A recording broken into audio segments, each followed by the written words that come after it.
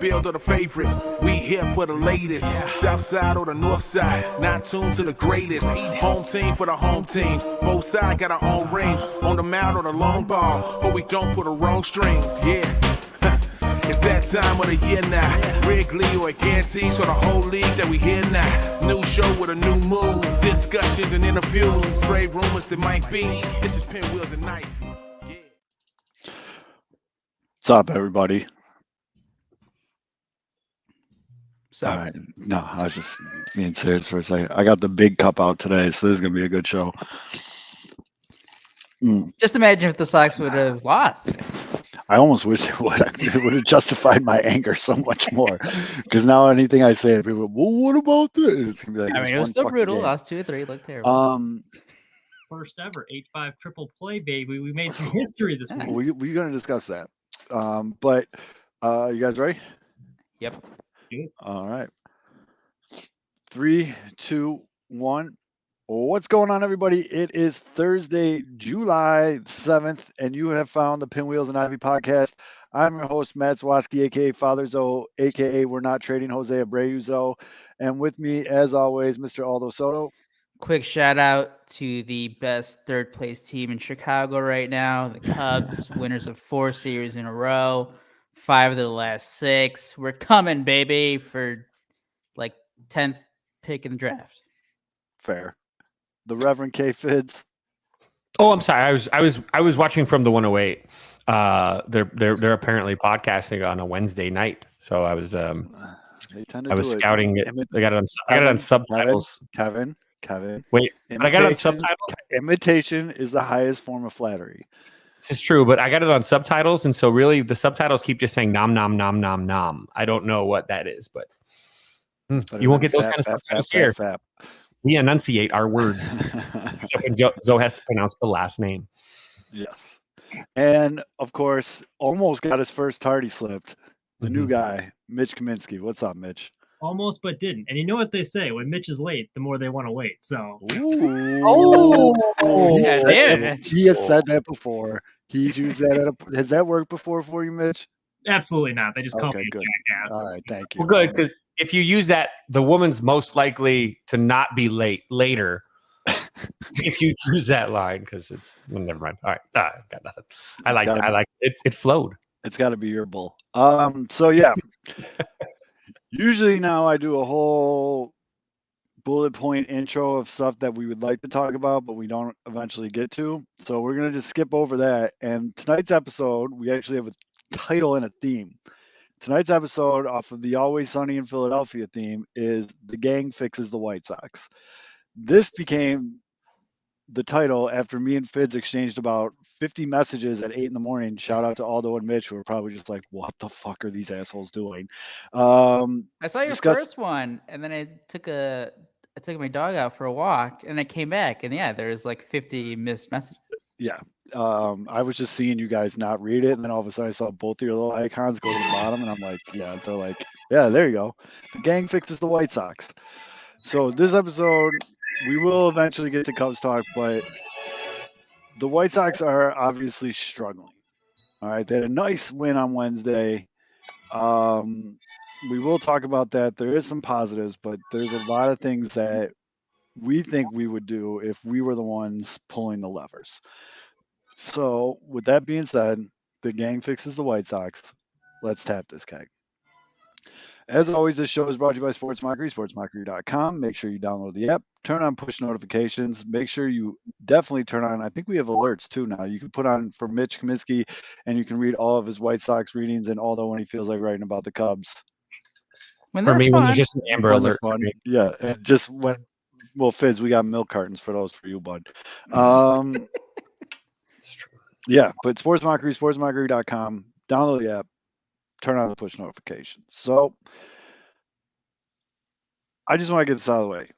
Wednesday's game is great, but Mitch, as you alluded to in your, I thought was a very good article about the sweep of the Giants, fool's gold in my opinion. Everybody's riding high right now, like, look at that. They scored this many runs and they're back, and they need to win at least like 3 more games in a row for me to even start to get excited again. And with Detroit coming to town, you would be like, oh yeah, layup, but the White Sox apparently suck things at home. I didn't want to say It was very nice. that came to mind. Kids. Yeah. They're like Mitch Trubisky. They suck titties at home. And so nothing's a layup with this team. So the other thing I want to address before we do this deeper dive, please get in the comment sections. Josh, I don't know what's up, man. I know you're dead slept on them being sellers, but everybody else get in the comment section. I know you're probably over there hanging out with the uncles, but if you're here, we love you, and please get involved. But the first thing I want to get out there, because I know some people were tweeting it as a troll, and the troll worked because it got people really hot and bothered.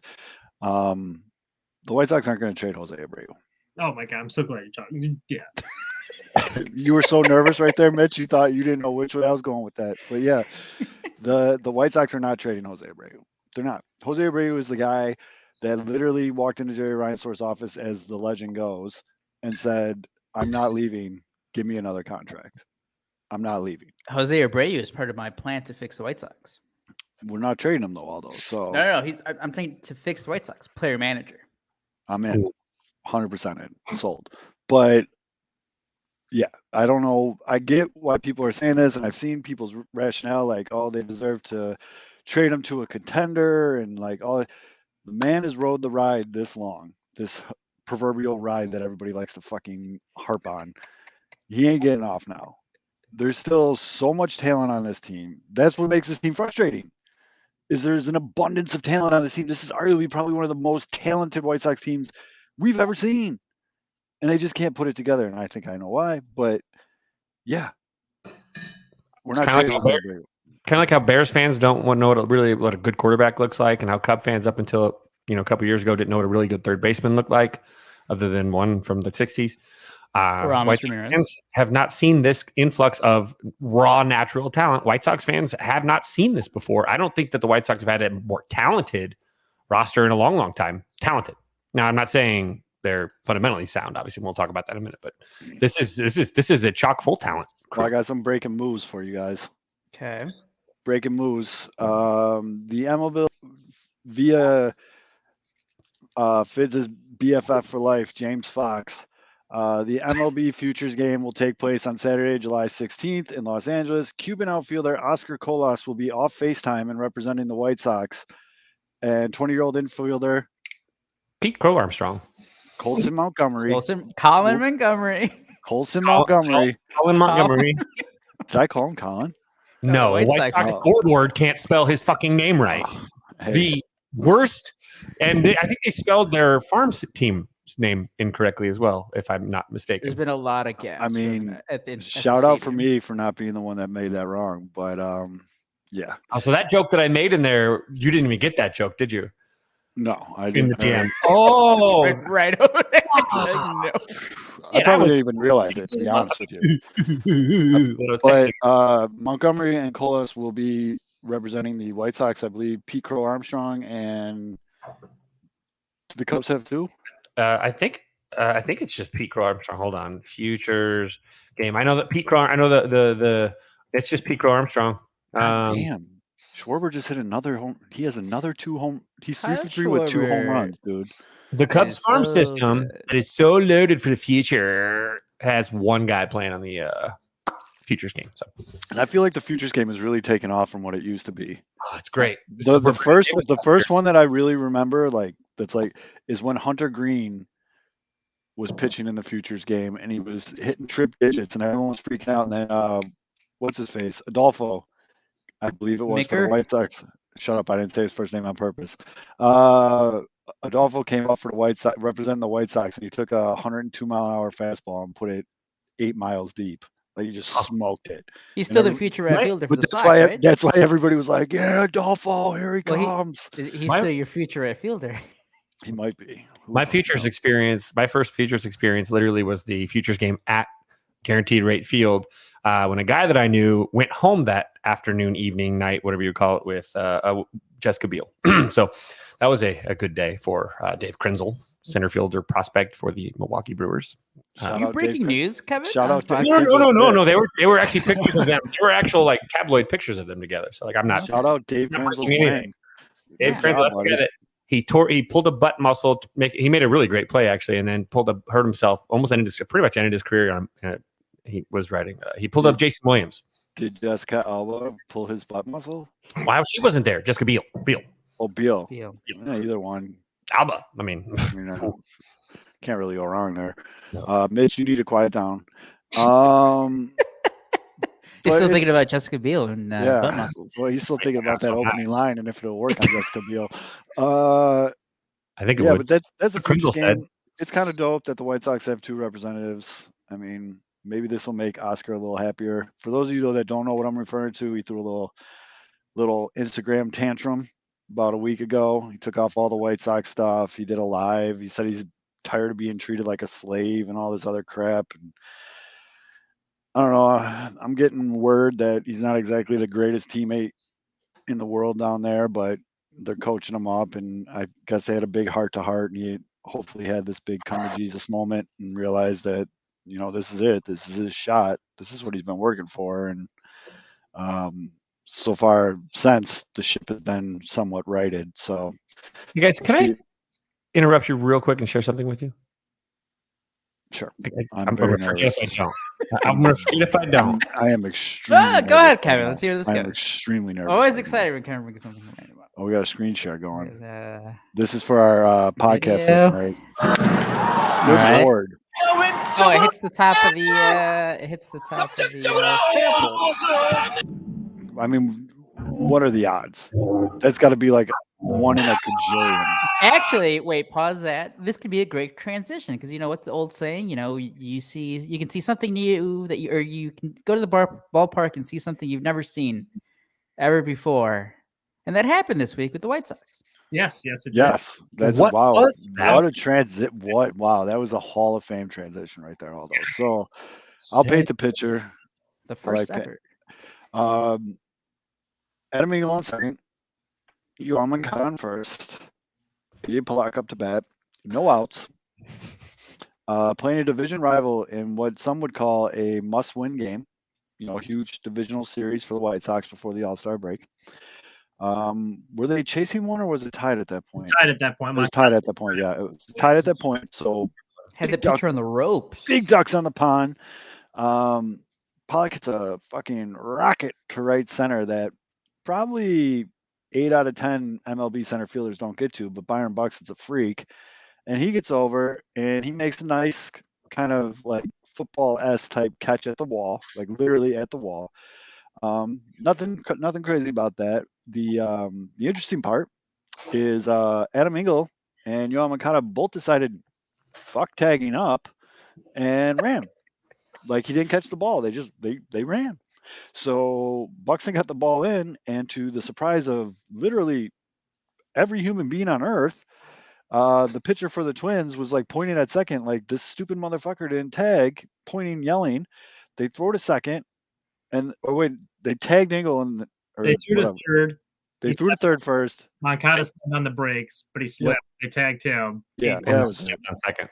So it was the first ever, or since baseball statistics have been recorded, triple play that way. First 8-5, center fielder to third baseman, triple play. Yep. So we got that going for us. I was, when you get so mad or frustrated, you just start laughing. Oh, yeah. That's where I was. Like it was unbelievable. Continues to play into the myth of the base running issues in baseball.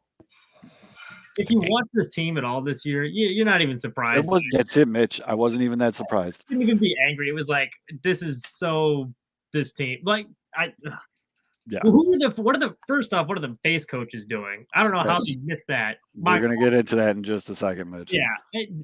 Moncada just barreled with his head down. And like Angle, if you watch the replay, was kind of watching the ball, and then he sees Moncada barreling in at him, so he doesn't want to get past, so he takes off. It was just undisciplined all the way around. Like that's stuff they teach you in Little League baseball. It's all the way around colossal failure. No situational awareness. The base coaches have their heads up their ass. That was. I got to think too, though. Like, so from the angle, the angle that Engel had, like he only could see Buxton's back. Right. So he couldn't see the catch because the catch was made at his chest. Moncada had the better viewpoint. So Adam probably saw Moncada running at him like, oh, fuck, this guy must have saw that he dropped the ball because I couldn't see shit. And Dad, you know what a normal baseball player does when they can't see the baseball in the outfield? They pick up their fucking base coach. Well, that too. That's your eyes. If you can't, I think after the game, Engel said that he saw Buxton. Like Buxton looked towards the wall, so he thought because he looked away from the ball that the ball must have dropped, so that's why he decided to run. Yes. I think that's what he said after the game. So he didn't see McEwen with two hands, just nope. So I guess this is when we could start how we're gonna fix the White Sox, because I am not a huge advocate of costing any human their job. Like, this is a livelihood. At the end of the day, they're still people. This is how they make money and provide for their families. I mean, obviously they've been well compensated their whole career, but still, I'm not that guy. That being said, I'm firing Frank Menachino right away. Just gone. See you later. Man. This team is insanely talented, top to bottom, with guys they were all brought in here to mash. This White Sox team was projected to have one of the best offensive in baseball. Right now, they're in the basement. And when something like that happens, whatever the reason, the scapegoat's going to be the hitting coach. And I know it took him like 8 years too long to fire Greg Walker, but the first person I'm looking at right now is Menachino. Like, smell you later, dude. Thank you for what you did. Has he been there since 20, or did he take over in 21? This falls on you. I think 20, because I've been.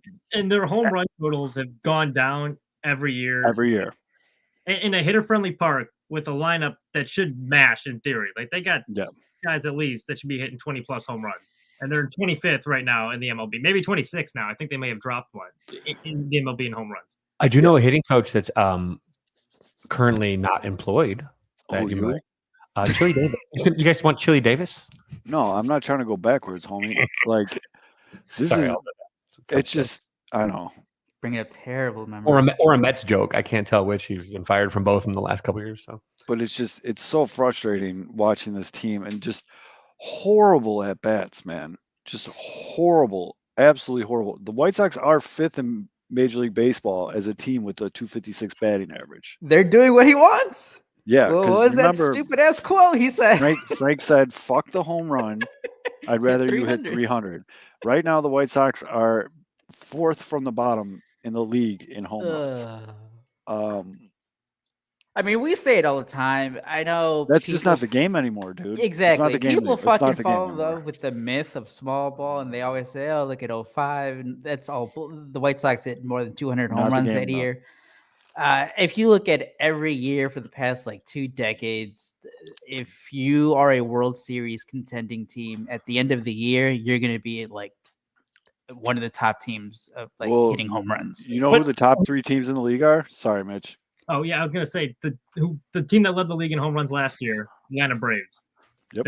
Look, here's my thing: is why does it have to be all or nothing? It doesn't have to be Joey Gallo versus Nick Magical. No, see, that's the other thing. It's not that. We're not talking about that. No, that's what I'm saying though. Like the Menachito's the mistake that he makes is he's trying to make everybody a Magical, and you can't have a lineup of all Magicals either. You can't have a contact lineup. No. You need dudes that are going to go. And this is again, I can talk about Patrick Wisdom now. I really am going to eat shit on that one because I am turning a leaf there. But you need to have a couple contact guys, bat control guys for the certain situational hitting moments. But you need the boppers, dude. The boppers should be your 2, your 3, your 4, your 5. You might need a 7 that's more of a back control guy. 8's a guy that can swing, hit a ball out of the ballpark or strike out. And you got a 9 guy that can put the ball in play again. You need guys at the top ends that either find a way on or put the ball in play. Those guys don't need to be power guys. But then once you get that high OPS needs to be your 2, 3, 4, 5 for sure. 6, I think as well. 7 more contact again. 8 high OPS. A lot of strikeouts, not going to roll into double plays. Turn the lineup over and let your contact guy close out and be a second leadoff guy in that 9-hole. But you can't do it all the way across the board. You can't expect a bunch of dudes that are 3 outcome guys to hit 300. They've been doing this their entire time as athletes. It's not, you're trying to fix something that's not broken. And that approach breaks. And the White Sox, they don't even have the excuse anymore. Like back in April, where everybody was freaking out, and like justifiably so, because like the numbers were way down, like across the league. The home run numbers were way down. It got warmer. It got warmer. That we have a bigger sample size now, and like they've try to fix whatever the procedure was for the humidor temperatures and how they're rubbing up the baseballs, whatever. But if you just look at that stat after Tuesday's game, and I think on Wednesday, I think the difference is still the same since they hit the same amount of home runs, I think. But the White Sox have been out home run by like 30 at home. Like it was like 53-22 or something like that. Heading into Wednesday's game. It's like they don't even have that excuse anymore. It's like, it's too cold in Chicago, or the ball's not carrying. These other teams have no problems hitting the ball over the fence at Guaranteed Rate Field. So the Yankees, the Braves, the Astros are 1, 2, and 3 in the league in home run.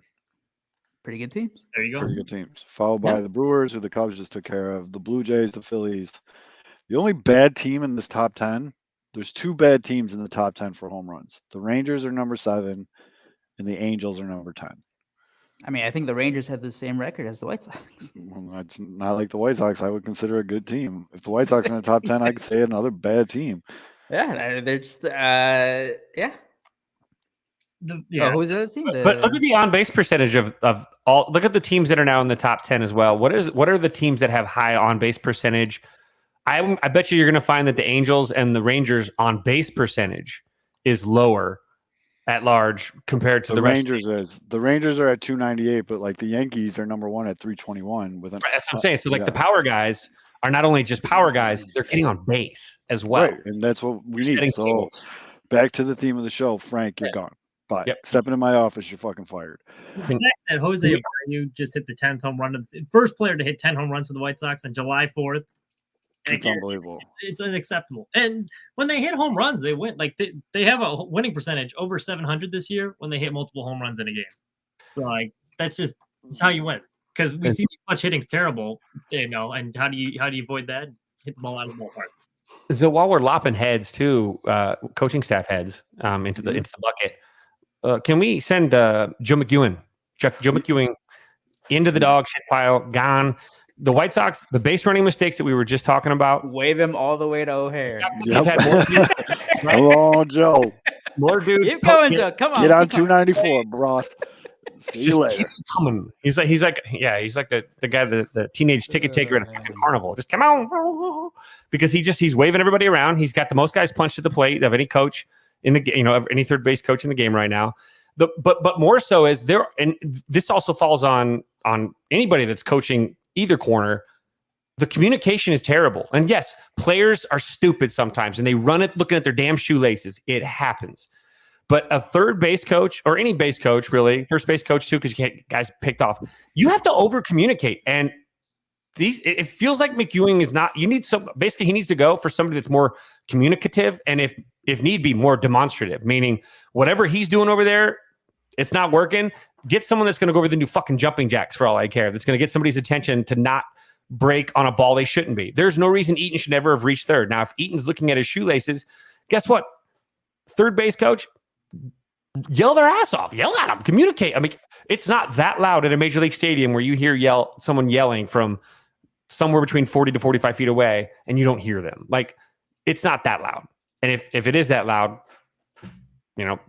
shame on you in the first place for not seeing a ball in glove, and because you're going to score if that ball's down on the ground anyway. He gets the majority of the heat, and deservedly so, because third base coach you're going to. But it's not like Daryl Boston's been very good at first base either. We've had Henderson picked off multiple times. The Danny Mendick incident, he deserves a lot of blame for that. Even the 8-5 triple play. The first base got to be there telling him to hold up, because he has a perfect view of where Buxton is tracking that ball down. So I mean, when you have a team that has such a low base running IQ, you need coaches that communicate more than a coach does. You need them to be over communicative.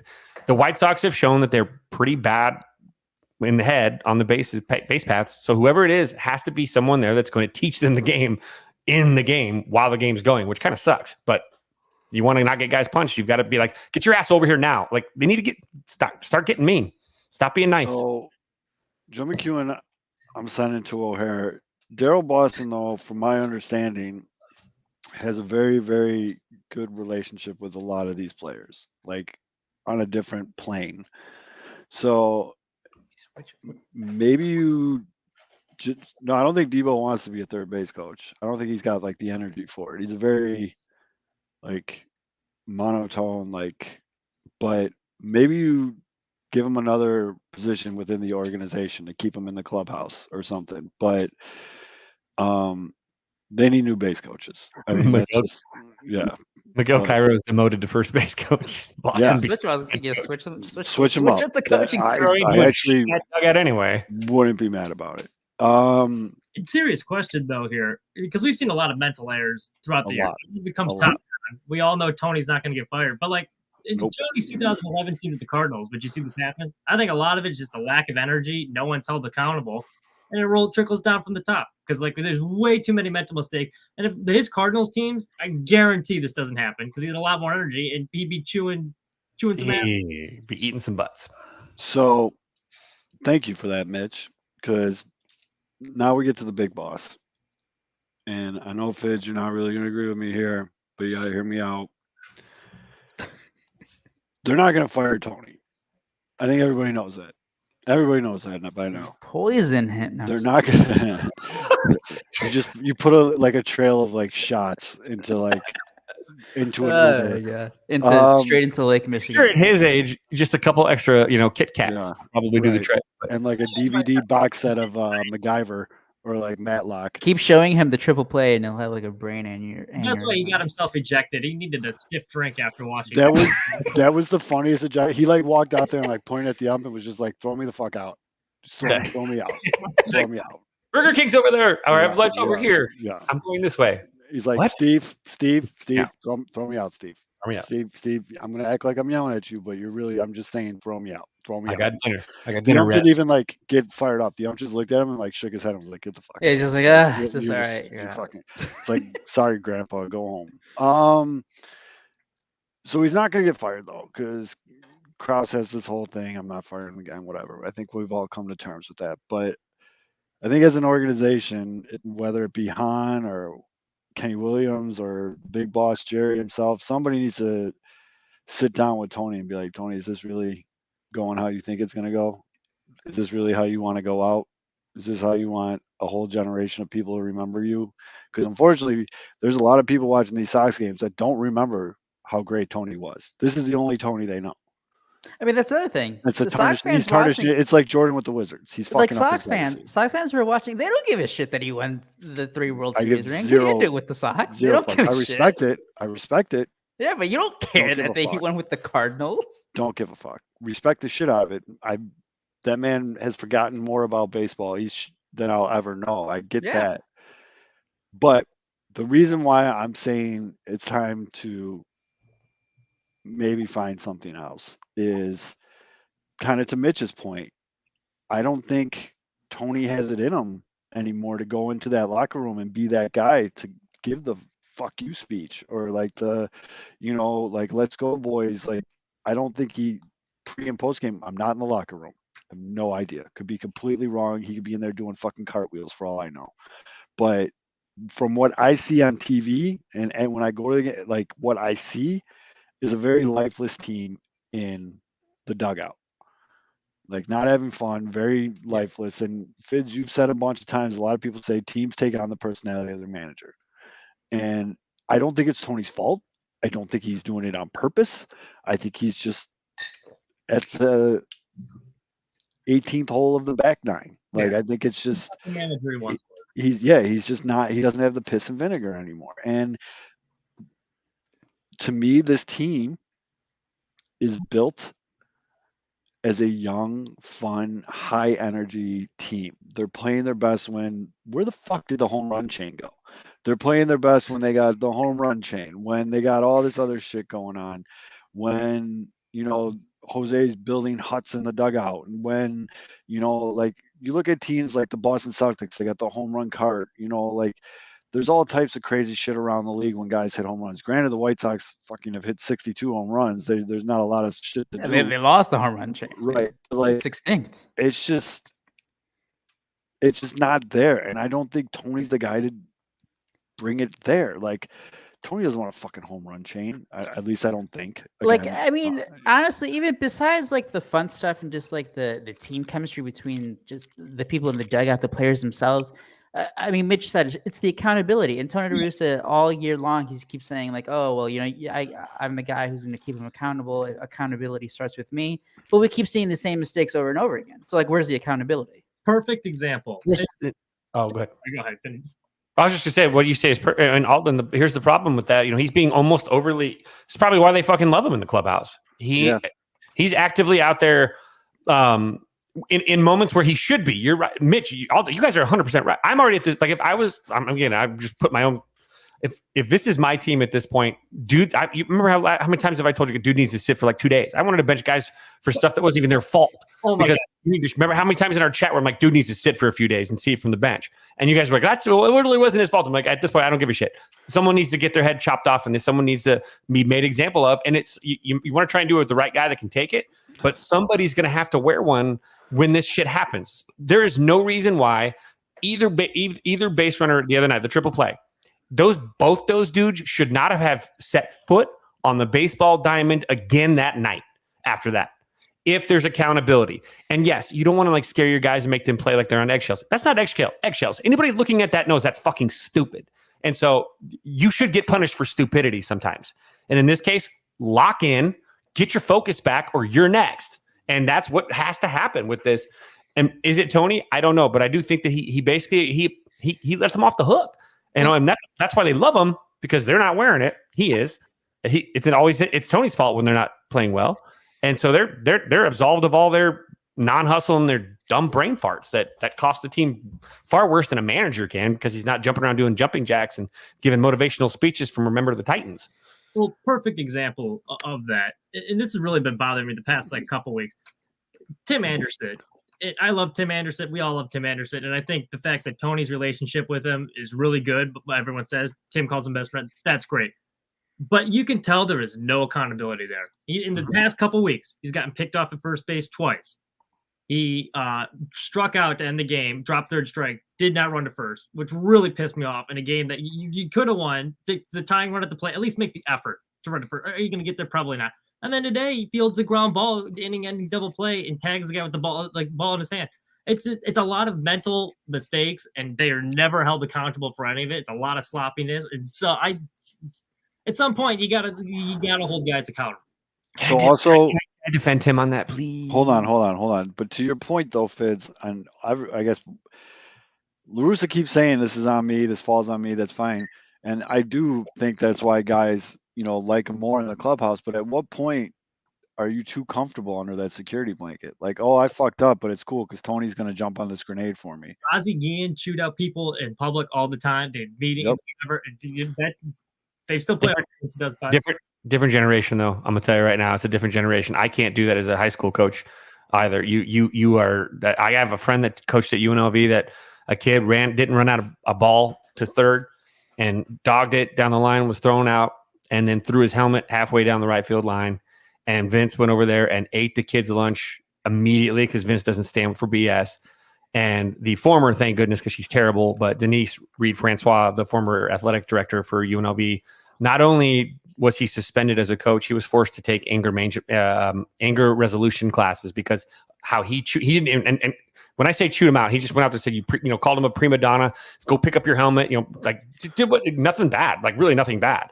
But because of him publicly berating him, he was reprimanded for publicly berating an athlete in front of fans. That's different though. Isn't that college? Yeah, it's Division I college though. It's high level. I know, but still, college kids getting their feelings and coaches get in trouble for that shit.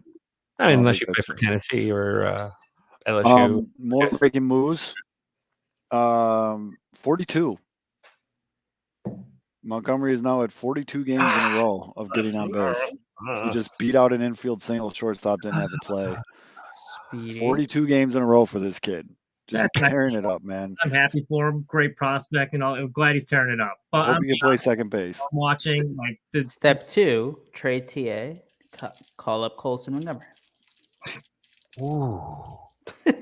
Oh, by the way, I know I was joking about the White Sox offense being better with Danny Mendick, and obviously I was being sarcastic. But ever since Tim Anderson's come back, like, besides the mental errors on the base paths and that, he looks terrible at the plate. he's hitting 206. I think he's 13 for 63. He looks so checked out, and he's not. I know he's not. Tim Anderson's not the type, but like this all comes back to Frank. Like, why the fuck does 1 through 9 on the White Sox team swing at low and away breaking balls? Everything, dude. Like They swing at everything. It's the most like haphazard swings, though. It's just like, like Luis Robert either has the best at bat I've ever seen in my life, or he looks like he would rather be making pieces at dominoes or some shit. They say you only get one mistake per at bat, and if you wasted the mistake early, that ball away soft is a very difficult pitch for especially these bigger guys to hit. That's a really with the 3 outcome swing, especially, but that's just a hard pitch to hit for big, tall guys. So that's why Eli looked on that one today was bad. And I like when he asked the umpire, "Was that a strike?" Yeah. No, it wasn't. Where he was up 3-1 in the count, and it's an outside fastball, borderline pitch, and you can tell it's not his pitch, and he swung at it and ended up popping out. I think you got to understand, even with 3-1 count, you can take a strike there. Like, it's absolutely. He has so many at bats like that, and he's still hitting for a high average, but I think he'd have a lot more hits if he just took a couple more pitches. He swings at all these borderline ones and gets himself into trouble a lot. The other thing that blows my mind, like, I just don't get it. I'm glad they don't do this, but I don't.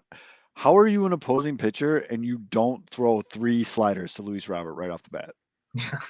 Because that's the thing. Like, he'll randomly have those at bats where he just spits on and he'll spit and he'll pop it to right center or some shit. Yeah, and just base hit. Yeah, I mean, so this is. I mean, I get it's frustrating because we see the talent. We see like the dude who hits the 450-foot home runs, the guy who lines doubles into the right center field gap, who can get on first base, steal second and third, and then score on like a ground ball. But then, there are too many where he's just overly aggressive or overly aggressive and then weak swinging. Yeah, it's like a weak. Like, what do you? I'd like to throw this out there as we're just riffing. Luis Robert was in like a mini slump. He kind of broke out of that a little bit lately, but people were putting on Twitter like, and I know it's Twitter. My expectations were low, but holy fuck. Like, people were putting like, oh, this guy sucks. He's not what we thought he was going to be. Like, he's still batting 289, 321, 425 with a 745 OPS. Like, he's a positive WAR player. That's not like elite numbers. Right. What we think he's going to be. It definitely does. He had a pretty shitty defensive game on Tuesday, though. There was 2 balls he got to. That's going to happen. But I don't know if that just because of his injury, where he's also kind of not going 100%. He could be, and then he had that communication error with Gavin Sheets, but he probably looked over and was like, "Well, why the fuck is the first baseman running at me?" And he's like, "What the hell?" But if this guy slumps and still hits 300, sign me up for that guy. Mm-hmm. Sign me up for that guy. Yeah, because he still has the elite skill of getting to balls that are off the plate, and as long as strong enough. Yeah, he's the type of player. If he's on base, he fucks up everything. He's a fuck That's up the thing, guy. though. The 321 on base. Gets on base. The 321 on base. That's I want that getting to borderline. Yeah, we need that up because he doesn't walk, dude. He's literally had 273 at bats. He's walked 10 times. Oof. 10 times. Yeah. No, and especially this year. I know he had the big home run that tied it one of the times on Wednesday. He didn't even look like it looked like a practice swing against the Twins. But like, and I know he missed sometimes, but like he hasn't hit a lot of home runs either. No, he only has 9. Yeah. 42 RBIs, which he's actually the league or the team leader in RBIs at 42, and he's actually going to pass his career high, but that's because of injuries and shit. But so 42 RBIs is nice, but and not for nothing, but the team leader in batting average right now is Vaughn at 298. And Mitch, you said it perfectly in the chat when Vaughn hit his game tying home run. He has just been BABIP snake bitten. Yeah. He's hitting hosel rockets left and right all over the diamond. Drives everywhere. Yep. But he's getting together really good at bats. He's seeing the ball well. It's just Yeah. He's got like you said, nothing to show for it. And they're not on the West Coast anymore, so thank God. Right. But it was so nice to see him. He almost looked like he put the back shoulder down a little bit, and there was a little bit more upswing on that home run swing. Like it almost got to the point where it's like they're like, fuck Frank Mancino.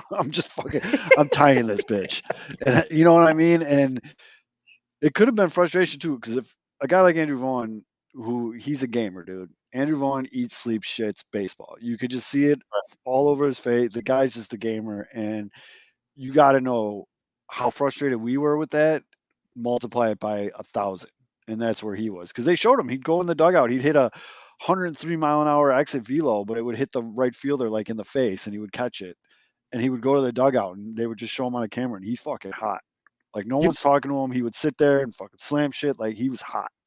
So you know what I love about him though, and this is what makes him the mature bat that we talked about before he was even drafted, is he knows that that's not fool's gold. Like you get some of these dudes will go, like, I'm going to pat myself on the shoulder because I hit a nubber, a nubber to the third baseman, and I happen to beat it out on a bang bang play at first, and they're going to jerk themselves off for it. Whereas Andrew Vaughn is more upset when he hits a ball weakly than when he and gets a hit than if he hits a ball like this, like today, or whenever, and it's a punch out. Like he knows he's mature enough already to know, look, that's not going to fall very few times. That's going to fall most of the time. I hit that ball hard. Good things are going to happen when you're hitting them. He knows the score of what's going on. Hitting the ball hard on a routine basis is far more profitable in the long run than hitting little dribblers and just getting gold. Kind of like right on the nose. Ronald Acuna Jr. just hit a ball 106 miles an hour,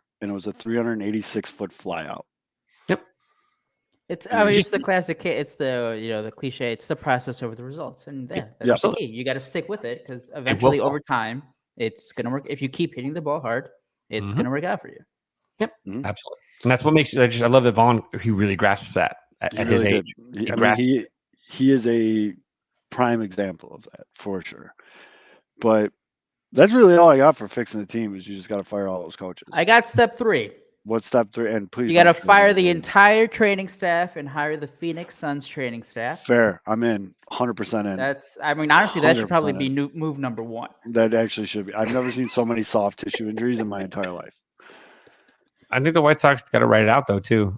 That's why the Abreu the Abreu trade rumors are you just write out you can't fire La Russa midseason. It ain't gonna fix anything what's going on right now.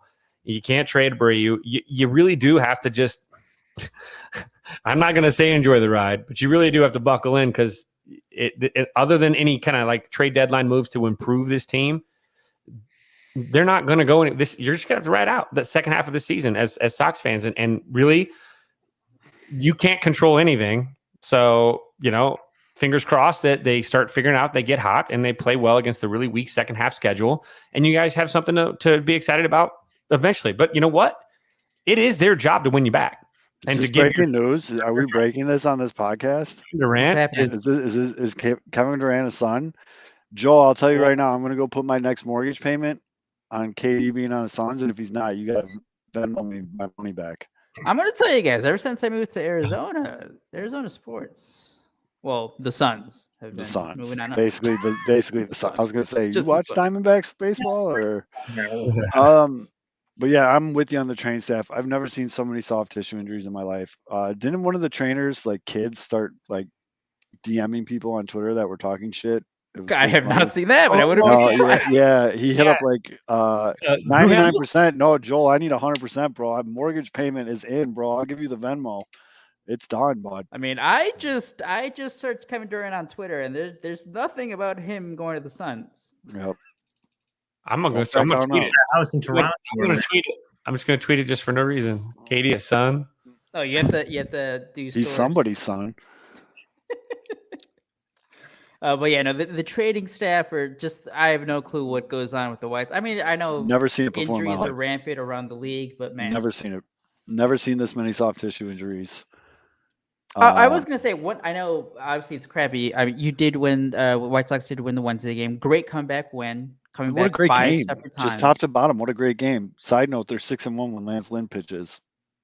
Just Really? saying. Because he hasn't Yep. been that good either. The boys play for the big dog. They get up for the Yeah, big dog. like, They hey, get up he's for the gonna- big dog, dude. He's gonna chew their ass out. He'll be the guy. If he needs to be the guy, he needs to be the guy. And I was gonna say- also, I joke okay. about it on Twitter, but the offer still stands. White Sox, give me 1 Red Bull and vodka and 4 Busch Lights. I will give this team the best pregame speech of their fucking careers, and we will go on a 20-game win streak. But go ahead. I'm sorry. Oh, no, I was gonna say. I mean, the good thing is, so your Sox are 6.5 games back of the Twins, but the saving grace from the series that you saw, the Minnesota Twins pitching is awful, especially their bullpen is atrocious. Yeah. So you have that going for you, Sox fans. You're never really gonna be out of it because the these Twins guys- love to blow. Yeah. I totally. And also, we got this today because this was legendary, so we got to do it. This is also very good for our podcast listeners. For the podcast listeners, Yes. And then he does the fucking what a move. I'm gonna teach Baby Zoe this move. You'll be seeing this on Little Leagues in the South Side coming soon. That is just a standard crotch grab to throw the jizz. I love every second of it, dude. Look at the mechanics on this. Solid out of the ball cup into a high jizz toss. Absolutely love this. Absolutely love this. Can't wait to teach Baby Zoe that. The problem is he got it all over Luis Roberts' shirt. Oh no! I mean, I want to see. No, I want it to was see like the a umpire's reaction straight when he was up in checking the his air. hand. It was kind of like a Kobe, like a no look over his shoulder. I think he hit the Twins player in the head with it. Blinded him. It was like I feel a like no it had to look. come. It was the whole time. So it was just like. No, it was like a no look jizz toss to the walking away bat. It was at the apex that. He held it to. Poof. Oh, I love that, man. I'm not even afraid to admit it. I'm a dude, and I'm in love with a dude, and his name's Lance Lynn. I love that dude. He's awesome, man. And yes, I love watching. I mean, there's that video that he immediately squashed after the game of him and Joe McEwen going at it. I guarantee they weren't talking about no fillets and ribeyes, but Lance doesn't give a shit, man. Lance is gonna get into it with someone. I mean, Lance Liz is a very, very much of the John Lackey vibes. When John Lackey ended his career with the Cubs, he didn't. Yeah, but Lance is come good. Here for a haircut. He's the hard ass. He's just trying to win. But Lance is good. John Lackey had a much better record than Lance Lynn this year. With the Cubs? Yes. I thought he was terrible. Oh, was that just by the way? Per Marty Berry, former writer of the Review Journal here in Vegas, Marty now works at the Missoulian as a sports editor. Yes, the Missoulian. Just said one of our sports guys said it a couple days ago in reference to Kevin Durant to the Phoenix Suns. So, Joel, you might be out of my mortgage payment. We'll see how it goes, bud. We'll see, bud. Joel, you think I'm fucking around, man? Dave Barissa, what's the origin of that move? Watch the movie, the first Hangover. Doesn't the little Asian dude? He does that. So long, gay boys, and he does, and then also he said he's a lot tougher than I would pay. Good. I would actually take the mortgage payment that Joel Martinez is going to pay me when Katie doesn't go to the Suns, and then pay that money to watch John Lester fight the big homie. Oh, oh no! I mean, I was saying John Lackey. John Lackey versus Lance Lynn. Padded gloves will go 8-ounce gloves. It's got to be 3 rounds because Lance Lynn is not going 3. I was gonna say I don't know if they're gonna last one. So. No, Lance is 100% gonna sit there and duck and weave for a little bit, and he's gonna throw his best punch. And if it lands, he wins. If it misses, it's ball game. He's got John one. Lackey's gonna bite through his gloves. He's got one in him. Lackey looks like a little mouse. I was gonna say, you mentioned how people are hyped up after the win on Wednesday, and again, great game, great comeback win. But I think Mitch, you said it after the Toronto series, like you're not gonna get fooled again. Like it's a 4-game series against the Tigers. You should take care of them, but at this point, I don't think you can go. So bad at you home. can't go they're into so the series being the like, Lions 3 out of 4. The Lions have won 4 in a row. Like you got Baltimore a couple weeks ago, and Baltimore was running pretty hot. And now you're getting the Tigers pitching isn't that good though. Yeah, Tigers pitching's bad, dude. Tigers pitching's bad. It's not Baltimore's pitching's definitely better. They've won 4 in a row. Like Can I take this completely off topic for a minute? Yes. Fitz, I just saw your retweet. In a letter obtained by The Athletic, the city of Chicago endorses a NASCAR race on Yeah. a temporary street course for a 3-year stretch beginning in 2023. The deal is not finalized, but a tentative announcement is planned. Why did they use the picture of the White Sox Stadium for the main picture? Anyways, that's awesome. I will watch NASCAR. I low-key kind of a NASCAR fan. They've been Bless talking you. about this for a while. They just did Bless a you. race at inside the Coliseum to begin the year, so they wanted to do another big event. So we still heard this news. I tried, dude. I tried like up, down. I didn't know which way to go with it. I went up with it and tried to do the cover, and yeah, it just didn't work. But yeah, I'm in for that Mitch, shit. do you like the road courses though? No, that Road America this week sucked, but going along Michigan Avenue, I think that'd be kind of cool. Wait a I feel like minute. Hold We're on. getting- Time out, time out, We're time getting out. F1 here in Vegas. We're getting F1 on the strip. Yeah, with F1 the sucks. F1's horrible. F1 is garbage. Wait a minute. Wait a minute. Whoa, Wait a minute. whoa. I'm telling you, You're a NASCAR F1's guy? the original. it's not good. It's not good racing. Whoever Mitch, you're a NASCAR guy? I am. Daniel Suarez is my driver. You think you know a guy? Ooh. Holy shit. That's not the Busch Light guy, right? No. That's Kevin Harvick. He's a douche. As most Bush Lake guys are. This car is sick. I'm not gonna lie. He had a Busch Apple car this weekend. It was pretty sharp. But I had no idea you were a NASCAR guy, oh yeah, dude. big NASCAR. How many races have you been to that? To the Chicago Speedway? I've been to a NASCAR. I've been to the Daytona 500. I didn't go inside because I got too hammered, but I've been to the Daytona 500. You've been at it. I've gone to I've 3. been at it. Let's see, I've been to 4 now, I want to say 4 or 5. Okay. 3 this year. I went to the one in the Coliseum. I went to the one in St. Louis and then Road America. Yeah, there's 2 drivers named Bush. They're from Vegas, baby. Yeah, isn't Kyle Busch? Isn't he? Busch, yeah. He's an asshole. He's great though. He's an But asshole. he's not the Busch Light driver. That feels like horrible branding mistakes. Yeah. Well, I agree. The guy's name is literally Kyle Busch. Like, what the fuck? He's been an M&M's guy forever. Yep. Eminem, Bush don't got Eminem money. I guarantee you that. I ain't got no Eminem money. That guy, Mitch, so what driver do you hate? Huh? What driver do you hate, or is Yeah, this like, like what's golf? what's where the, you, what's the root guy for you hate the everybody? most? Like, what's the guy that just grinds your gears? Oh, that's tough. I would I say did not So even was that realize I did that. intentional? I know it was not. I just realized it right now. It was not intentional at all. oh, that's tough. Probably Chase Elliott. Because his Okay. fans are a bunch of mouth breathers. I can't stand. I more can't stand. Ooh, shots fired. Is Chase Elliott? Isn't he like a Jordan athlete, or who am I thinking of? No, he has Jordan has 2 because he owns a team with Denny Hamlin. So 23. Denny Hamlin. That's one. Well, All right, Denny this Hamlin's guy- the owner. This guy does look like an asshole. And Kurt Busch are his 2 drivers. Okay. in 23. This guy does look like an asshole. Chase Elliott. Chase Yeah. Elliott looks like the kid that reminds your teacher that he didn't collect the homework he assigned. Yeah. Like he's that guy. How do you get into NASCAR, Mitch? I'm curious. I'll be okay. So I wasn't a big NASCAR fan for a while, and then my friend took me to a race, and I was like, They "Oh, are fun. I like it." And I was Okay. following it a At bit. least the parking lot's fun. Yeah, and then actually I was in Charlotte too to see the Charlotte Knights play, and they have like the NASCAR Hall of Fame right across from our hotel. So I'm like, all right, I'll check it out. And I not gonna lie, kind of got hooked once you understand the strategy and everything. So, Just as you two know, I don't think Mitch knows this. So I went to college in Central Florida, like in the swamp area, like not the cool parts of Florida, like the parts of Florida that people fly over and you hear banjos at night. And I bartended at the only bar in the college town. It was called Ralph's Liquor and Package. And I made you the the- most money when NASCAR races were on. liquor and package. But see, the thing is, like, they would always have, like, all the college people would go there, and then all the like locals would go there, and everyone got along really well for the most part. I mean, it was a bar, but NASCAR races were good money, dude, and they would turn it on every flat screen, and they would turn it all the way up, and the fucking owner's son would come in, and he would turn the treble all the way down, and the bass on every TV up as loud as it can go, and so it just the whole place was the whole time, and it was to the point though it would get me nauseous. I would have to take what are those seasick pills? What's it called?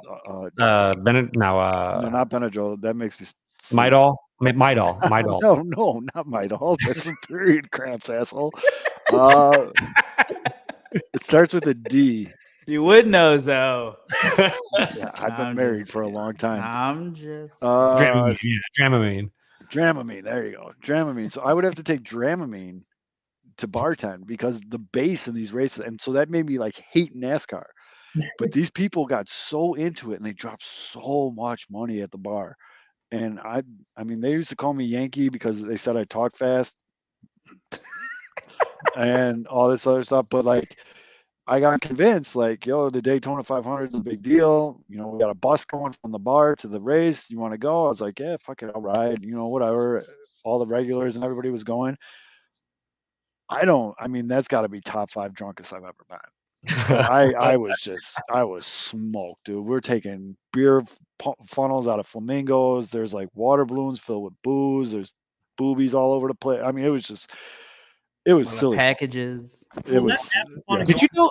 Is because a lot of times you like the one I was at in Wisconsin this past weekend. You can bring your own cooler in, so you bring it. Dude. It is nice. Yeah. Now I didn't know this, and so I think you guys knew this. Like, so one of the Silverton Casino here is one of my fiance's clients, and they had a driver with the Las Vegas race in the fall. I did not know this because we got to go walk around, like even pre-race and stuff. They're starting to get set up too, like in the pit. I didn't know that they actually all of the lugs are all glued on to the tires. So when they got those, yeah, so they just put them on. I'm like, so and then a lot of cars. Guys. I don't know if the rule was changing or something. They were saying, yeah, don't get used to that. That's going away or whatever. And I'm like, oh, interesting. But it's not to get too technical, but they used to have like 5 lug nuts you have to unscrew, and now it's a single lug nut. But now it's causing all sort of problems because if the jack doesn't there's a lot Mitch, I've been saying that for fucking months now. No one listens to me. Also, breaking news: Joey Gallo, NASCAR and the White Sox tonight. Joey Gallo, big middle fingers to the rest of the New York. Just hit a 430-foot just piss missile. Nice. Good thing he's gonna look so good in the Sox pinstripe. He's so perfect for the White Sox at the trade deadline. Like he's gonna gross. Sign as a free agent with you guys. No, they're gonna trade for him because they're that dumb. They'll trade for him. Speaking of trades for the White Sox, and this is going back to how to fix the Get White Sox. We don't have a lot in the farm. Now, hear me out. You're going to think it's crazy. I wrote an article about this too. Check it out. They don't have a lot in the farm system. Good plug. I would argue trading A.J. Pollock would not be a bad idea at this point. You did write about that. I did like your article about that. Everyone should go download the sportsmockery.com app and put on push notifications and read Mitch's article about this. I wouldn't hate it. I mean, he's been good, but like he's not like I wouldn't say like a pivotal piece. I mean, if they keep him, I'm not going to be mad either. But if they can get something for him, which I don't think they really can, but I think it was a good trade. Like when they acquired him, I like the move. It's just that his numbers are down across the board. Like his OPS plus heading into Monday was an 82, which is down from his average of 114. And like the big reason they got him is because of his like defense, and his defense hasn't been that good either. But he has a track record. If you get rid of him, this offseason he's got a player option. He's probably going to decline it because it's $10 million. He'll get $5 million buyout from the White Sox if he declines it. So then even if he signs a $6-7 million deal, he's going to be on the plus half, which he probably will. So the White Sox, might as well get something for him, especially the way he's playing. And they have a log, as strange as it is to say, with Eloy back. And mind you, 2 of the guys are first basemen, but there's kind of a log jam of outfielders right now if you want to get bats in. And he's not hitting all that well, but he has good enough track record where a team might be like, hey, look. 242, 278, 359 with an OPS of 637 right now. Which is all on track for career lows. Right. The power. And to answer Dave's question here, is Joey Gallo a legit right fielder? Gold Glove winner, bud. Yeah. Got a hose out there too. Arm perverts. But yeah, he and a hell of a dancer too. Yeah, I mean he has a hose too. He just had not the worst idea. He just had probably one of the worst Junes in the history of baseball, but he obviously the Pirates cure things, and he just hit a fucking missile. Well, if I need that Mark Gray slump buster. You look at AJ Pollock's track record, I'd be like, why not? For a cheap deal, I'd bring him in. And also, Fids, you've mentioned because Gallo's a Vegas boy. Mm-hmm. It could just be New York. It could just be New York. Yeah, it could absolutely be New York. I mean, he could be. It might not be an environment that's commiserate with just I mean, some guys again, just don't like it there. I hate New York. He came from the rich kid school. Sorry to say that. He came from the haves, not the have-nots. I mean, that's not a big secret. I mean, And so I don't like to stay in New York. Company I worked for, based out of New York, had to go there once a month. Absolutely fucking loathed it. Good people in New York. I know a lot of really good people in New York. Just not a city for me. He seems more cut out for like an LA, like a West Coast. I think he's more of he just needs to be on a West Coast team or just in a stadium that's completely. He's going to go to the Angels. Oh, Joey Gallo? Yeah, I think that's where he would be best. Like the Angels are just going to load up. They're going to be hitting forever and still going to be 79 and 83 every year. Dude, the Angels, I don't understand how you I saw that pictures though. It's hilarious. 2 generational talents. 2 guys that'll probably go down as like top 15 baseball players of all time. Shohei Ohtani's like going to win MVP again. Shohei Ohtani might be the best baseball player ever when he's done. Like all around player. Yeah. Mike Trout is already like arguably the best center fielder of all time, which is a very tough position to be the best of all time at. He's a top 10 player of all time already. And you fucking suck year after year after year. Mike Trout has 1 playoff win. 1. That's insane. He's only been to 1 playoff series. Yeah. That's absolutely insane to me. Yeah. Absolutely. How as frustrated as I am with like Rick Hahn and Jerry Reinsdorf and all those guys, but how do the people that run the Angels still run the Angels? Like, they do a horrible job marketing them too. Like you have 2 players in baseball, and like you would Mike Trout walk like a random store, half the population would. Right. It's tough on the West Coast, man. It's tough a little on Trout too. A little on Trout too, because he is not a me look at me guy. He doesn't put himself out there a ton. You know, he does. That's not his. He's not an entertainer kind of ball player. Like, does that make sense? He's not someone that's going to go out there and do a bunch of, YouTube, TikTok videos and like he'll do things, that he's kind of almost like mandated to do. But he's more, he's more of just a baseball dog. Like all that other stuff is fluff for him. It actually to him, it's a nuisance. He just wants to play ball. And it's hard for West Coast, like you said. Mike Trout's life is like smashing baseballs and like caring about the Eagles and fantasy football. Like that's like tractors. Yeah. And he watches NASCAR with Mitch. Like that's all he wants to do. Like golf. He golfs a lot. Yeah. He just doesn't give a shit. But his numbers speak for themselves. Even though basically he just decided like fuck it, I'm just not going to steal bases anymore. But other than that, he's still it happened. I mean, you want to talk about people freaking out over slumps? People were freaking out. Yeah. He had like the 1.5 week slump. Right. he still had like a 950 OPS.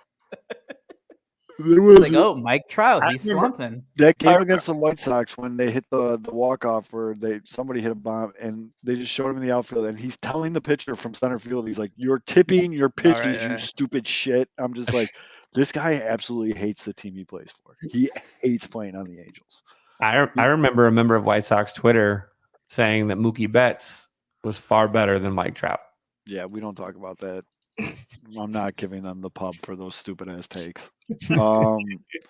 Smoke room. Jesus Christ. But what a horribly ran organization. Like, how do you have 2? I mean, I think they fired all-time players. They fired the GM 3 years ago. Billy Epler, remember, that was their GM. He got fired. But yeah, they have never. I mean, we talk about the Cubs not ever developing pitching. The Angels just no one. I just don't get it. I don't get it either, Justin. I don't get it. I don't get it. I don't get it. And also, who's this kid that's the shortstop for the Pirates now? Neil Cruz. Yeah, Cruz. He's good. Homeboy just got a ball hit to him, dove to his left to pick it up, dropped to a knee to get the ball. Oh no, he dove belly to the ground. Getting up, he fell down, still got up and threw the guy just has a cannon. No, he made his debut against the Cubs last week, I think it was. I mean, he threw a ball across the diamond like at 99 miles per hour, I think. It was ridiculous. That guy's a freak. I almost want to I'm going to show you guys this play because this is just ridiculous. Again, good play for the listeners. All right, so you have to do the play-by-plays, though. You have to really describe it. I'll get into it. I just almost died too, but I'll get into this right now. Hold on. I'm using different computers tonight, so this is all right. Yeah. It's not the other window that had Gleyber Torres is up. Cubs legend. Cubs legend. Hits ball 98 mile here. Belly dive, gets up, falls down. I mean, that's sick, dude. Wait, go back to that throw. Look at that arm slot. Unless it's just the choppiness of the video, his arm slot looked funky to me. Let's see where he's throwing from. There you go. So yeah, look at that. Yeah, dude. He throws it from his right pocket. He's sidearming it. Yeah, I mean that doesn't even feel like most guys they come around. Bro, look at his. Is like he goes to catch your ear for the ball, gets up, falls on his face, and then throws it from his right pocket. He goes here, usually it's here, and you're coming around. Wow, that's just sick. And the fact that he's really he's 6'7", right? Yeah, he's a monster. He's like a ridiculously tall. I can't wait for the Pirates to trade him to the Rays in 3 years. Mm-hmm. Absolutely. Yeah. I love Alex. Gonna happen. That's talent. Period. Yeah. PNC Park is a cathedral. That place is. If you guys ever get a chance, go out to PNC Park. It's absolutely gorgeous ballpark. Mm-hmm. It's what the White Sox. It's what the White Sox should have done by having their skyline as the backdrop to the outfield. But that's a whole nother show. I can go off about that for a while. That's one of the best parts about being in Grant Park is that view. Right. Well, that's step 5 to fix the White Sox. Yeah. Pick up the stadium and just turn it. Yeah, just twist it. So if you're just tuning in now, our steps to fix the White Sox is fire Frank Mancino, fire McEwen, demote Debo, fire the training staff, and hire the Phoenix Sun training staff. Yes. Have a talk with Tony La Russa. Have a really lay it out. Really lay it out to Tony. Really just lay it out to Tony. And a B12 shot. Some of that Nugenics, Frank Thomas is always pushed. Yeah, right. Yeah. All fired up in the dugout. Yeah. Maybe he'll have an erection through 5 innings, but that might really go well with what Lance Lynn did today as well. Yeah. Yeah. It'd be like the old man. The old man, go make me some pancakes from road trip. Yeah. Walking around in tidy whities in the clubhouse. Make me some goddamn pancakes. Full boat chub. Yeah. Over. So that's our 5 steps to fixing the White Sox. By the way, what's the new rule this year for tiebreakers in the division? Because I don't think they play the extra game anymore, do they? Oh, they don't. I don't know. I'm not aware of this. I forget what, because weren't people making a big deal early in the year? It's it's based on runs scored or something, or is it just straight up division record? Looks like we have a new one. We have to stop Jordan Miller. And for those of you who don't know who Jordan Miller is, he actually killed Tupac Shakur from watching games because the Sox are undefeated this season when games are not watched by Jordan. So that's number 6. Here it is. Although it's head-to-head record, intra-division record, interdivision record, intra-division, and then inter-division. Okay. Last half of intra-league play and last half of intra-league games +1. So, and I think, they just keep adding after that. So, if none of the 5 methods break the tie, other methods. Where does run differential comes into play here? I don't think it does. I think people brought that up. I don't think it does. It's head-to-head record. This is actually the actual. It's like a graphic I'm looking at from MLB.com. Yeah. It says head-to-head record is number 1. Intra-division record, inter-division record, last half of intra-league play, and then last half of intra-league games +1. And continuing until the tie is broken. So interleague play of the last half, and then one and the last half, then 2 in the last half, 3 in the last half. So it just keeps getting closer to the first game. So the Sox need to get going here against the Twins. Because they're not winning the head-to-head. Yeah, they're 1-5 against the Twins. Not winning that run differential. Run differential is not. I think I heard that, and because remember it was early in the year when people were freaking out about the unwritten rules and running up the score and whatever. And I think people were like, well, runs scored matters now. But I don't think that was ever true. This is where it says per MLBPR, there will be no longer game 163 to break ties. Major League Baseball will instead use the following tiebreakers. And then again, that list that I just gave you, run differential is not mentioned at all. But yeah, I think, again, going back to the Twins, those guys need to trade for all the pitching. All the pitching. Because I know the White Sox are 1-5. I think they've lost 2 times in extra innings against them. I mean, again though, they're just the offense. Yeah, is relentless with like the home runs, but I wouldn't be Sox tiebreaker would come down to triple plays. I wouldn't be surprised if the Twins give the Cubs a call. I know. I wrote about how they should trade for David Robertson and probably trade for all the good Cubs relievers because they need every single one of them. Yeah.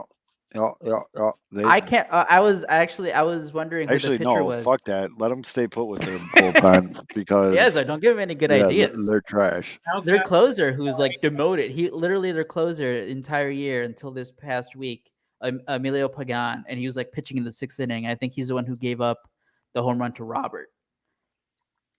And then the second half regression. Twins lineup, it's really not like Buxton's having a good year with the home runs and all, and so is Correa. But like the lineup is really not that remarkable. A lot of guys with low batting average. The bullpen stinks. The starting rotation is very underwhelming. Like there's no reason they should be up by this many games in the division. Like talent-wise, on paper, it's not even close with the White Sox. Start looking at the Twins prospect list, Kevin. Let's see how the Cubs can help out the Twins. No, bad idea. I like the suggestion in the comment section that says from Ryan Torbett says take all 3 Cubs relievers. I was just talking about. Yeah. And then give us goal. So David Robertson, Chris Martin, and Michael Givens, all for solid Byron guys. Buxton. For Byron Buxton, I'll take it. Done deal. Let's go. Everybody wins in that deal. Everybody wins in that deal. I do like that one reliever that the Twins had, the kid that throws 103. Yeah, but the thing with his 103 is it doesn't move at all.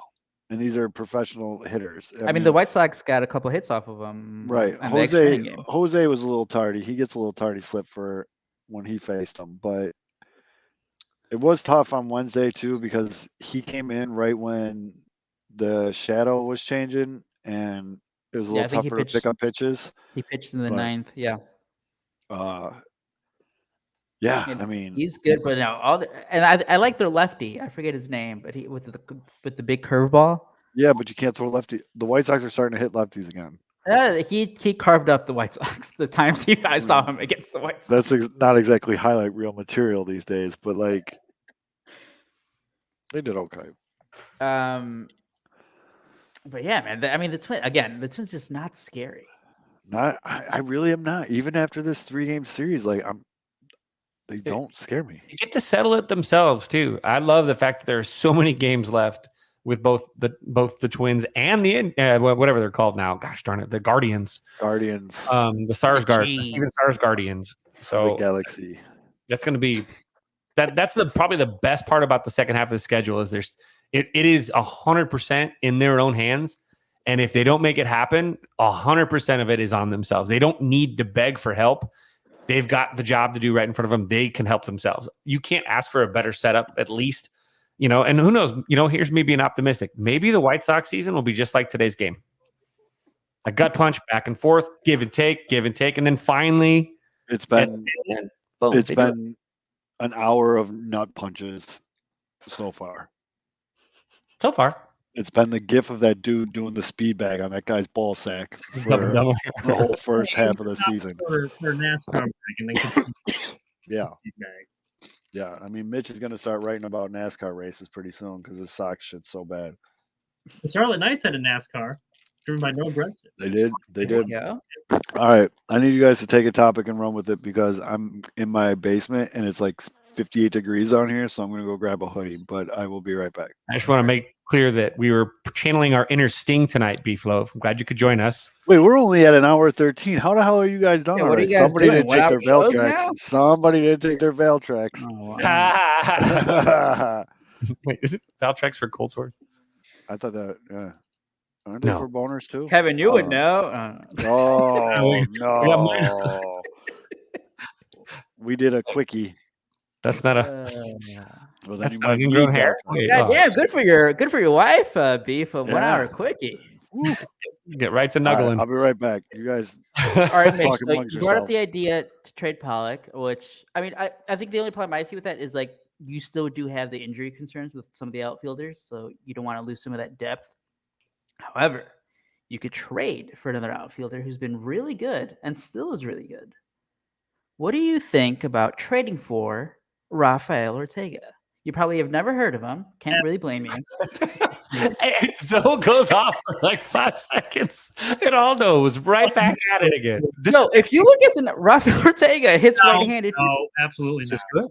No. He's a switch. He's a switch. He can do both. Last month he's in like 330. I mean, he's hot. I'm sure. It's really. I mean, He's really good. we wouldn't try to pull any What you want for over your eyes. There you go. Half Ian a Happ. mustard pickles. I think we'd still be getting ripped off in that deal. Ian Happ is going to be traded apparently. Yeah, Or the Cubs are at least looking to trade him. grading out as the second best left fielder in the National League. Correct. Yeah. I Ian don't know. Happ. Need a left fielder? I don't know about that guy that came back today. He just, only. Well, you can just put Ian in right. I mean, you have a first baseman. It can't get anywhere. It's true. He'll be fine out in right field, actually. All right, Kevin, this is our chance. What do you got on the Cubs? Is he back yet? Well, the Cubs just won their 4th straight series. Well, just very quickly, I was going to say, I get so frustrated with the Cubs because, again, they just punted this year. They didn't try to actually field a solid all-around roster. And we've seen it. The Brewers are like, I think they're in second place behind the Cardinals. The Cubs are 7-6 against them. Most of the games have been very competitive. Cubs, you can make the argument, could have swept them in Milwaukee this week. They have 3 of the top 30 players in baseball right now. And Ian Happ, Nico Horner, and Wilson Contreras. They have pieces that are really good, not just average. It's like, oh, Patrick Wisdom, yeah, he's been solid. It's like, no. They have 3 legit all-star caliber players. And then Seiya Suzuki, who was out for a month, and he's come back with a vengeance. Yeah. Love to see that guy work at the inside plate. the Parker the other night. Yes. Yeah. That was great call by the play-by-play announcer. I forget her name. But yeah, he's come back. He's looked amazing. I think he's taking huh? I was gonna say, keep going because the Cubs have 2 of the top 2 potential, or 2 of the top 3. 2 of the top 3 maybe. Well, that's the thing. They have 3 of the top 30 players, but they're looking to trade 2 of those. Well, then we got 2 potential Rookie of the Year candidates. And that's the thing. They have this opportunity where Christopher Morel comes up out of nowhere because the Cubs weren't expecting this from Christopher Morel. But look, he's coming up. He's playing at an unbelievable pace for rookies, at least. He hits the ball hard. He can run fast. He steals bases. He has a great arm. And at the end of these couple of months, it's not really going to mean anything for the team because they're going to be just slashing and selling everybody off. And the relievers I mentioned, they're going to trade all of those 3 guys. Yeah. They're going to trade David Robertson, Chris Martin, Michael Gibbons. If Kyle Hendricks just got injured, he has a bum shoulder. He's not going to come back until at least after the All-Star break. So whatever thoughts about people thinking that he was going to be traded, that's out.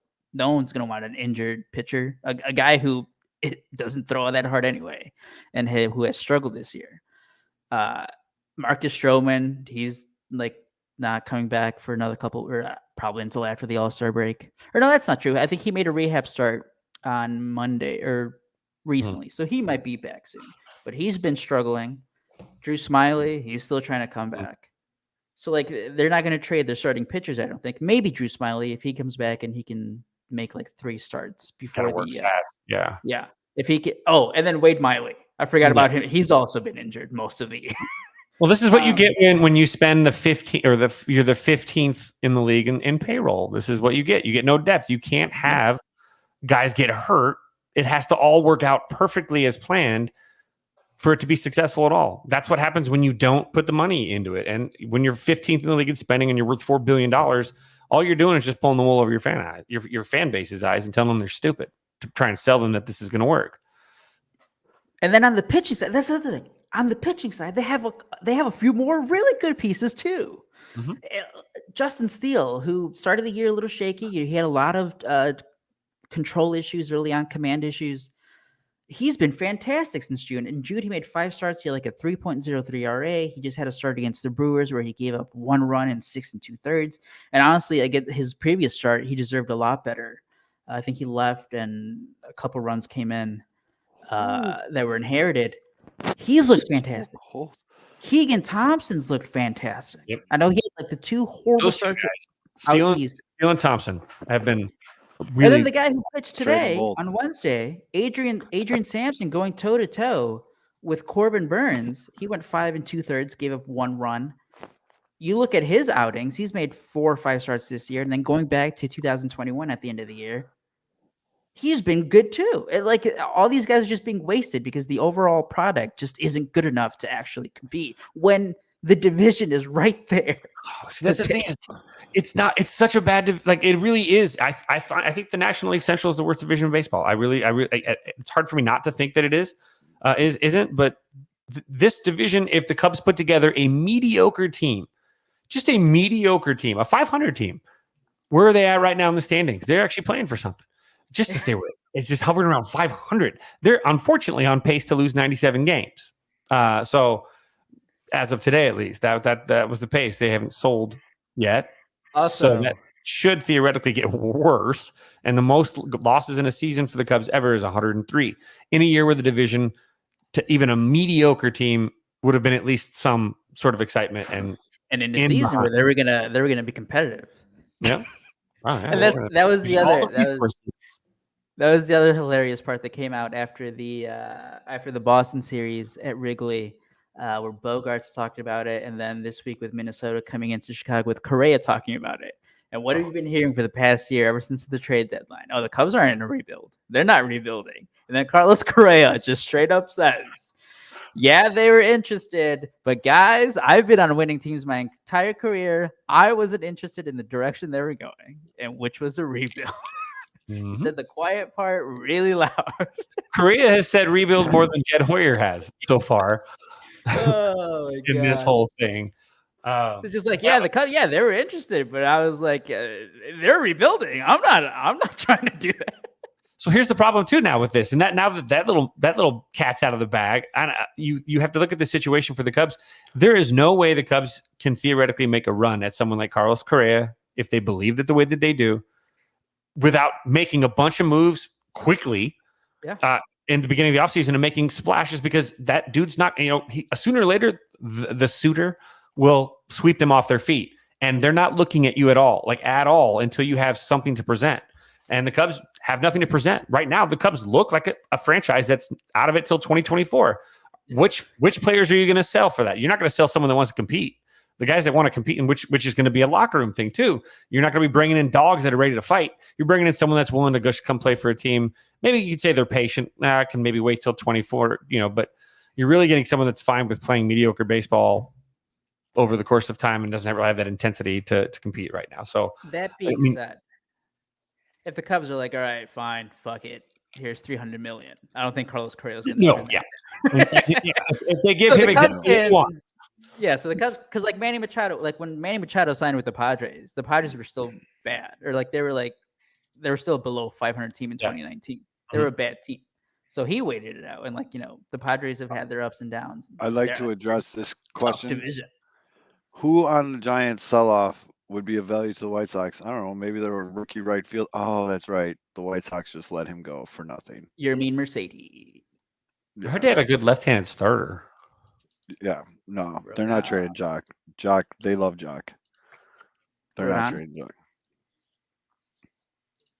What's the thing too with the Carlos has been bad lately though, hasn't he? He's regressed back to the mean. I was saying Dallas Keuchel.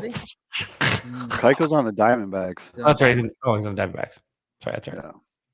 Sorry, I thought it was the Giants for some reason. Well, I mean, why wouldn't they trade Jock if they're selling off? Isn't he signed only to a 1-year deal? Yeah. He's batting third for them tonight. That's the thing, man. It's bad time. Remember when the Dodgers were like, oh, they're blowing it. They just in 2 weeks they went from a half game lead to 5.5. Joey Gallo just hit another home run. The Giants went from 5 games back to 13 games back. Yeah, Joey Gallo just hit. Wait, is that another one or is that a new one? Is that a replay or the same one? Oh, by the way, Zoe, immediately after you went to go get your sweater, your hoodie, I brought up your favorite guy, your favorite left-handed hitting outfielder that crushes righties. What are you going to give up for Rafael Ortega? No. The White Sox aren't going to make a deal with the Cubs. The only Cub player that I'd want, Nick even Madrigal. remotely, would be Ian Happ. I Colson. think of Jose Contreras too. Well, yeah, I don't think they got the horses for that. Is Miley Grandal coming back right after the All-Star break? Yeah, he'll be back soon.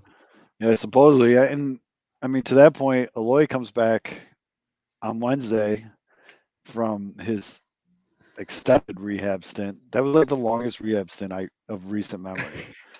It felt like he was in Charlotte for like 2 months playing. And I think he had 17 games down there. It just felt. I think he was was down there since May 28th or something. Yeah. But he came back, and Fidge, you said it before he came back, and I've talked a lot about trading him, and I still think he and Moncada might be available, but Eloy brings something to that clubhouse, man. I mean, he walks around with that big ass smile, that big ball of energy that I was alluding to earlier when we were talking about the talk with Tony, and like it's like a different vibe, a different energy with him. And then for him to come up his first game up and hit a big home run, a big single to get another RBI. I mean, and some defense in left field. That's a nice little bit of defense. He flashed the leather a little bit. I mean, I think we all collectively held our breath there.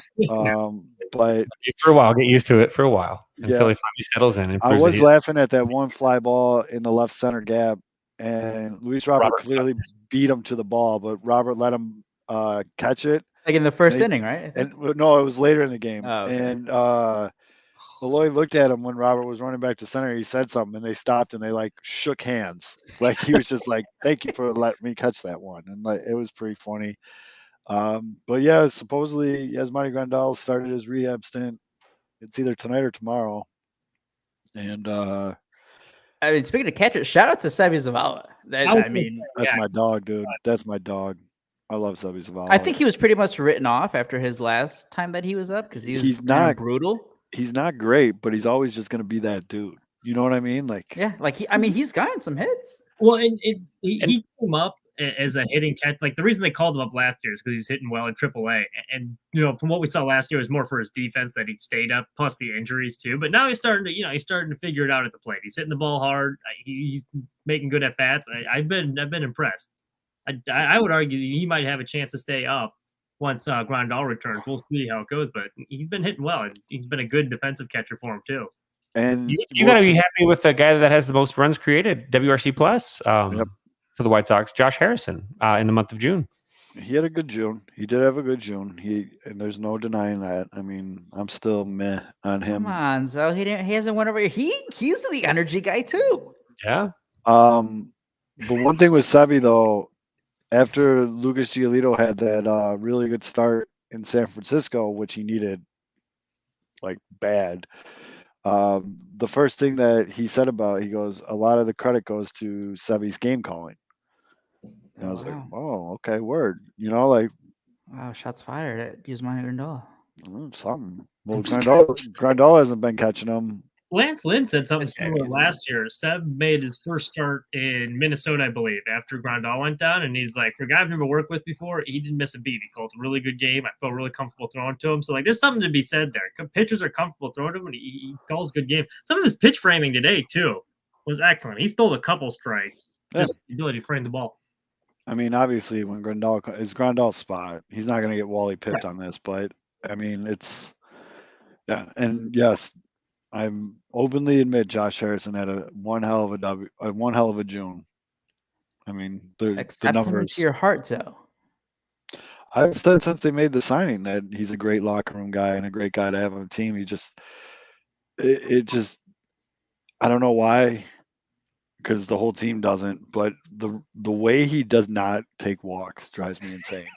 Like he'll have like a 3-1 count and the pitch will be in the next county and he does like this half-ass swing at it just to like not take the walk. Nub it, yeah. Yeah, it drives me insane. But again, no one on this team takes walks except for Abreu. So yeah, I don't know. It's just yeah. Reese is gone.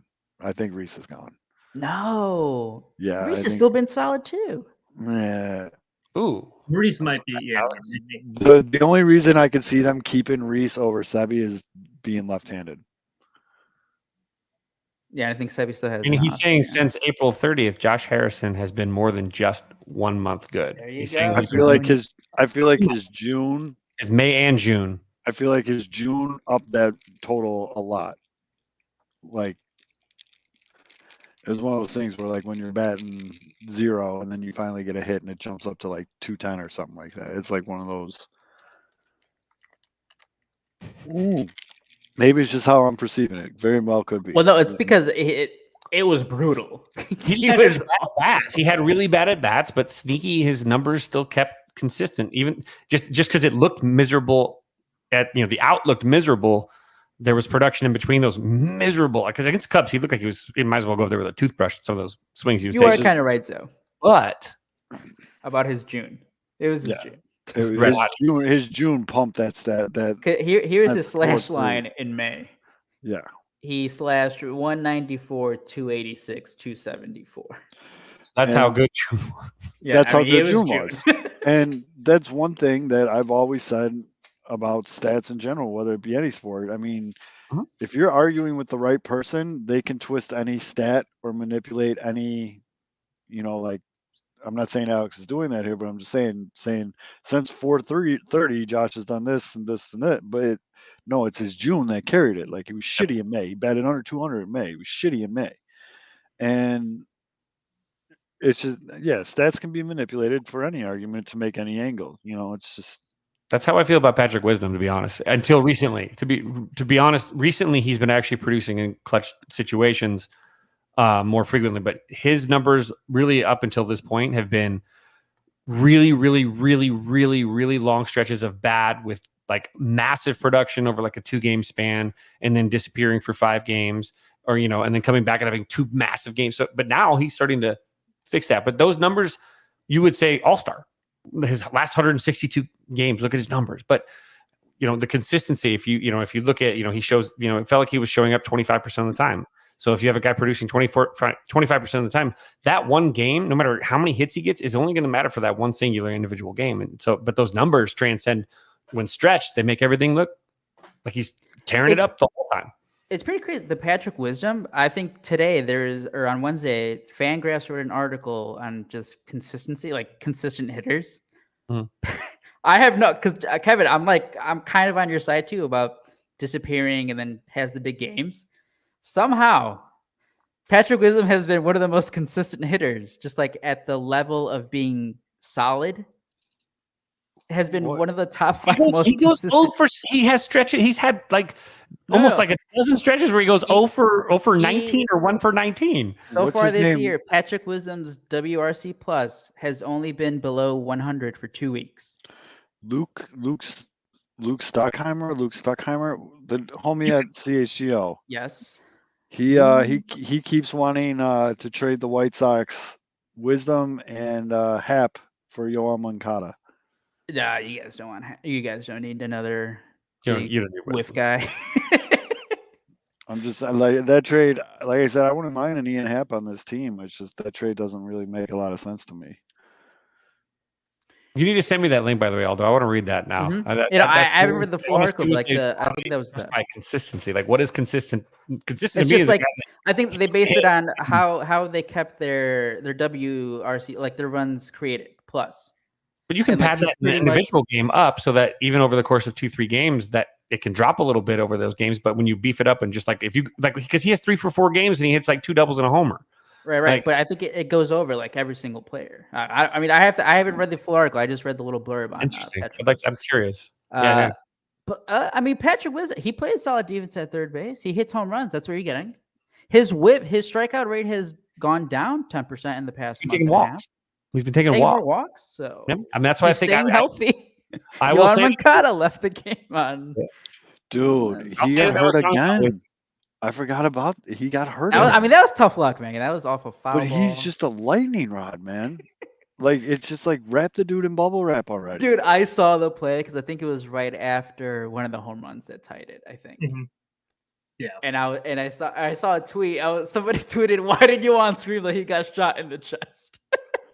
I mean, And I looked at the play and I was like, oh man, right off the toe, it sucks. But I'm like, yeah, what and you the want? X-rays came back negative. Everything was fine, but he just, I mean, whatever. They won the game. That's all that matters. But Like I just remember, That was a great one today. That was fun at it was a work. great baseball game. It was a great baseball game. On my phone.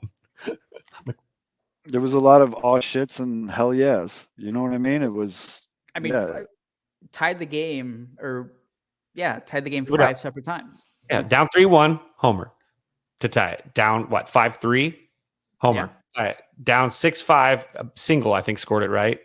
Eloy, And then they gave up 2 more runs and made it. It was what 8-6, and then Vaughn tied it. Vaughn ties it, and then It's July, but like that felt like a must-win game because you get swept by the Twins at home and fall down 6.5 games. In fact, they're able to keep it within 5.5. That was as close to a must-win game in July as you can get. So especially the type of game, because imagine coming back all those times, but then still not being able to like once it was 8-6, I'm like, oh my god, this is brutal. Foster, yeah, exactly. Matt Foster gave that home run. It's like, oh boy, here we go again. That was huge at bat, biggest at bat of the season, I think, at this point. flip that to Vecna and the upside down for the Twins. How deflating of a loss is that on the opposite side of that?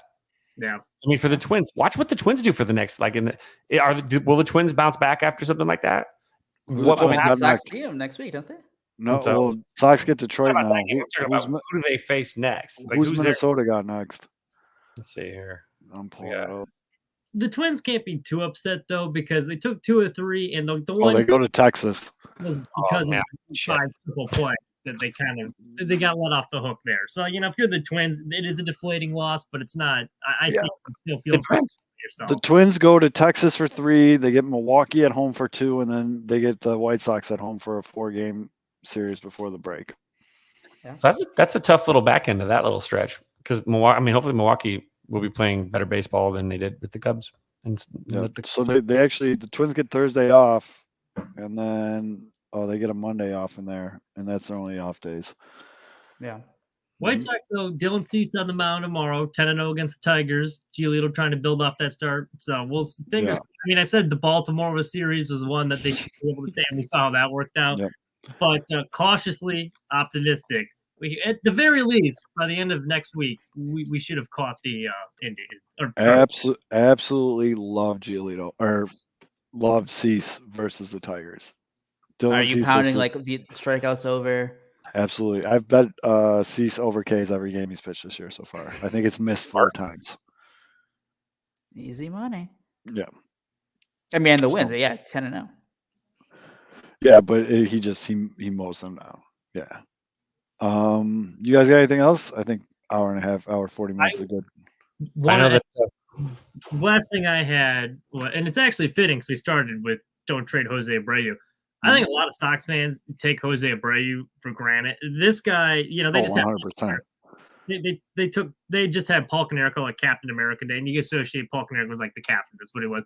Mm-hmm. Jose Abreu's taken that role, and I would argue it's almost like more so.